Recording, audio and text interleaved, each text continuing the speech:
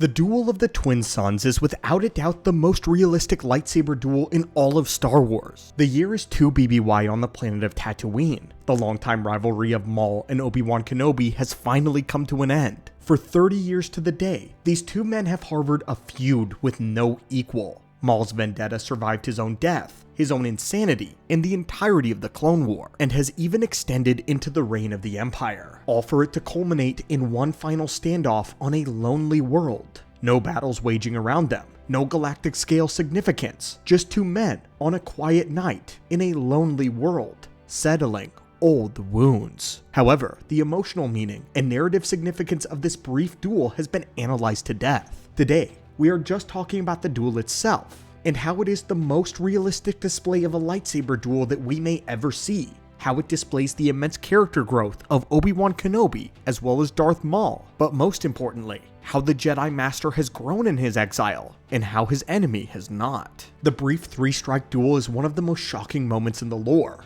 After the intensely long standoff that the two had, they were expecting their final battle to be the most climactic yet, only for Maul to go down nearly instantly. Many times lightsaber duels are drawn out with many of the emotions happening during the exchange of blades. However, all the emotions of Ben Kenobi and Maul were displayed while they were staring at each other from across the campfire. The actual mix of sabers was only them going through those motions, but each and every one of the 3 strokes were calculated by the two men. Neither one of them wanted a drawn out duel. It's likely that neither of them had the ability to go through a drawn-out duel, but this perfectly displays the very bottom roots of Jedi inspiration. Looking back at Rebels, there was a big love letter to all of the original inspirations of George Lucas when he was developing Star Wars very early on. The original design of Chewbacca was repurposed for the look of Zeb. The characters all have more angular looks to them, and the lightsabers are thinner, all of which was meant to echo the art style of Ralph McQuarrie, who painted the mock-ups for the original Star Wars films. But as far as the duel itself goes, it is directly representative of where George Lucas got the idea for lightsaber combat in the first place. The 1950s Japanese Kurosawa films were great inspirations of George Lucas, as well as illustrated how he wanted his Jedi to act. The samurai were cool, calm, and collected. Their swordsmanship was elegant, yet direct. The old sword masters already had the duel planned out in their minds before their blades were ever drawn,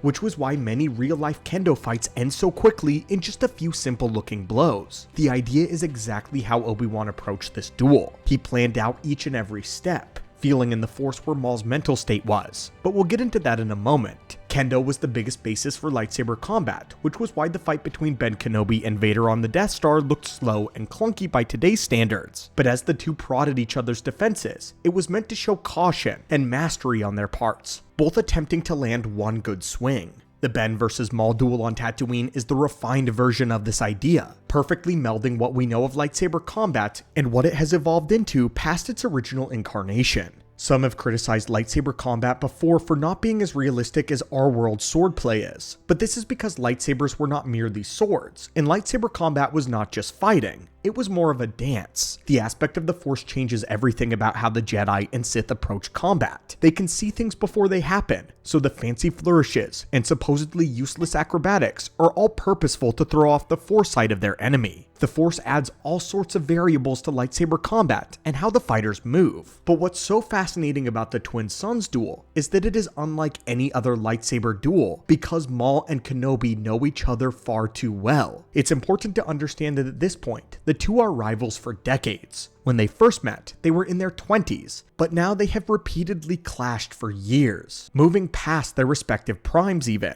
They knew each other's moves, personalities, strengths, and their weaknesses. But now they were older, maybe not as powerful, maybe not as physically capable. There was nothing left for the two to show one another that they had not seen, except for their respective mental states. By this stage, the contest between the two was no longer about combat skills or raw strength in the Force. It had completely changed and evolved into a new level entirely, a battle of wills and psychological warfare. And in this arena, Obi-Wan Kenobi had already won 10 years ago. He maintained a calm and a strategic mindset. He had forgiven himself for what had happened with Anakin, and now cared only for Luke. In a way, he was at the highest point of his elderly life, no longer troubled by the Empire, but looking forward to a hopeful future which was growing on the Lars homestead. In terms of what it means to be a Jedi, not physically, but mentally and within the Force, This is Obi-Wan Kenobi's prime. He is at peace, accepted his role in the galaxy,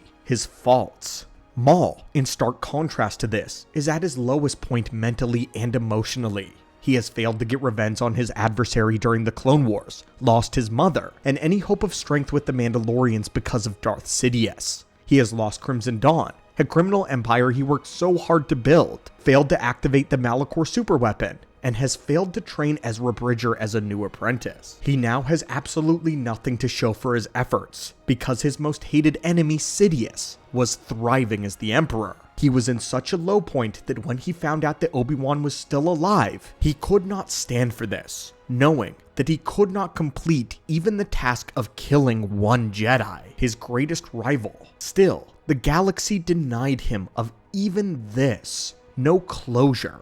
This was all that Maul has left. His mind was consumed and obsessed with revenge, which is why Ben acknowledged that he had risen above Maul. At this point, the mental advantage Obi-Wan has over Maul put him at such a divide that Maul's fate was sealed the moment that his metal foot touched the sands of Tatooine. And then the moment came. The two were standing there facing off. Kenobi goes in his classic Sarisu opening salute. This was the stance that he had used throughout all of the Clone Wars, battling Grievous, and even dueling Maul himself. At this point, Maul believes that Obi-Wan is like himself, the same man that he was before. He thought for sure that this duel would go like the others, so Maul had a plan to stop Kenobi. But then Ben remembers that he is not the man that he used to be. His younger self may waste moves on some dramatic flourishes and gloat over his enemies, but Obi-Wan has changed and evolved. He didn't carry the burdens of the past. Obi-Wan drops the Sarisu stance and briefly went into his new stance that we're familiar with, the same stance that he used against Darth Vader and the Death Star. This was his controlled form,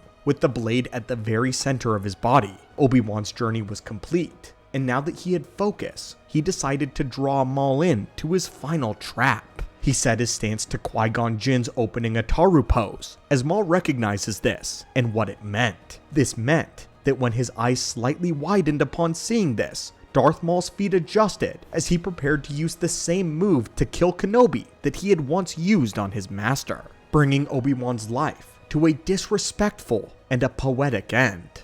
But Ben had other plans. He knew what Maul was going through, how arrogant he was, and then it all happened. The first two strikes were easily parried, and Maul's real attack then came. Originally, Obi-Wan would have stayed on the defensive side due to Form 3, but he knew exactly what Maul was attempting to execute. A trick. And then, it hit Maul. Kenobi's blade was already in the process of cutting him in half vertically. He could see the motion clear as day. He had lost. And all at once, it was over. The 3 strokes, the deadly lightsaber found its mark, and the old rivalry was brought to an end. It is the most realistic depiction of a lightsaber duel because Jedi Masters are meant to be able to plan out entire duels in their minds, especially a Jedi on Obi-Wan Kenobi's level. Through calm and peace, serenity, the Force gives them insight into their opponents. In many of the cases that we don't see, Jedi should be able to fight exactly like this all of the time. But when Jedi do not keep themselves completely centered and clear of mind, they can get stuck only on focusing on their form instead of the opponent's mindset.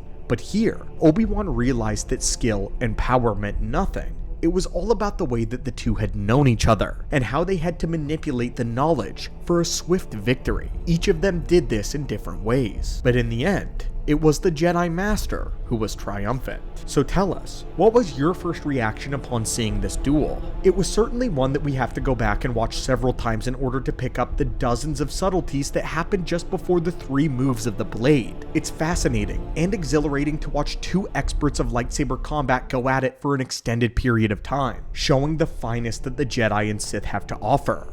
But every now and then, when we slow down and watch a master do his work, we realize that sometimes just a single, well-placed blow is all that you need.